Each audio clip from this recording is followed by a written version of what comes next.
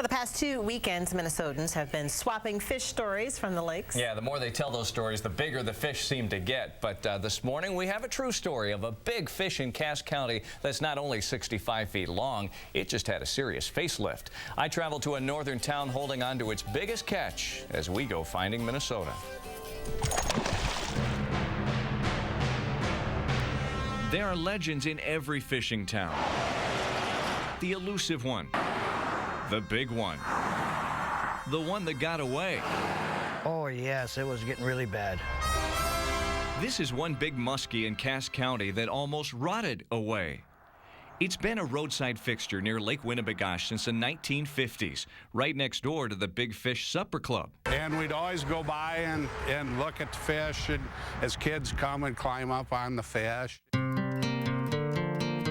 But those years of wear, tear, and disrepair had it on the verge of collapsing just last summer. That's when Minnesota's Preservation Alliance put the Big Fish on its top 10 list of endangered historic places. And all the way up to the top, on this whole side, all the way from one end to the other here, this was all rotted out and gone down.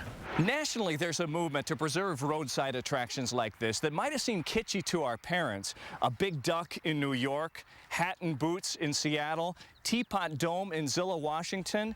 A new generation has grown to appreciate them, in part because of the movies.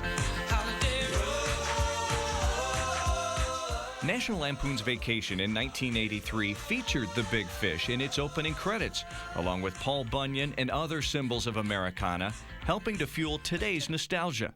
We think we got a real good finished product here. Gary Kurt had a personal connection with the fish since he grew up near it. He's now the owner of Bell Mortgage in Minneapolis, and he came through with the money to fix it.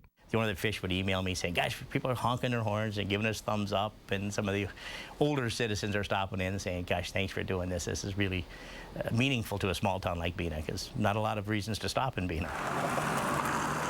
The Big Fish is now good for another 50 years or more, here to inspire more big stories on the water. Lake Winnebagosh has been known for muskies for years, and it was just, wow, is there one like that in the lake? You got to get out and try it. Just inspires the imagination. That structure was originally known as the Big Muskie Drive-In, and it had hamburgers and ice cream served from a window that was right on the side of the fish, way back in the 50s and 60s. Recently, it's just been used for storage, but actually the new owner, who you saw interviewed there, he's looking for ideas to kind of reopen it. The photos where the fish had lost its teeth, those were so sad. Well, actually, tourists used to come by and knock out the teeth or take the teeth as souvenirs, or they would climb on it, but now they're in there really good. They screwed them in there really tight. But you can learn more about the history of the Big Fish and what it took to restore it by going to our website. Just visit WCCO.com/links, and we will get you there.